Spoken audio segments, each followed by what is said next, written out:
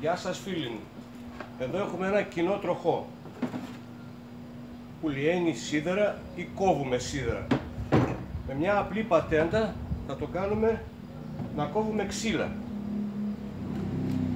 Έχουμε ένα τροχό κοπής ξύλο. Βρήκαμε μια ροδέλα που μπαίνει ακριβώς στη βίδα του τροχού. Τι κάνουμε έτσι για να εφαρμόσει τέλεια. Εδώ.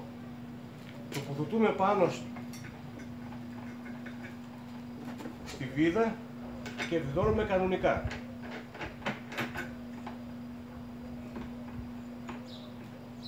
Το σφίγγουμε. Εγώ δεν έχω κλειδί, να σας πω την αλήθεια. Έσπασε.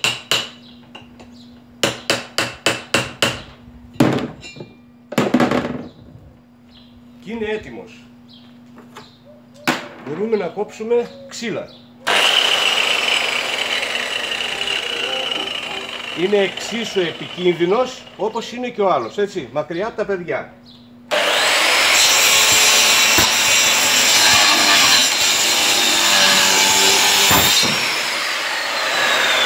Πολύ γρήγορα.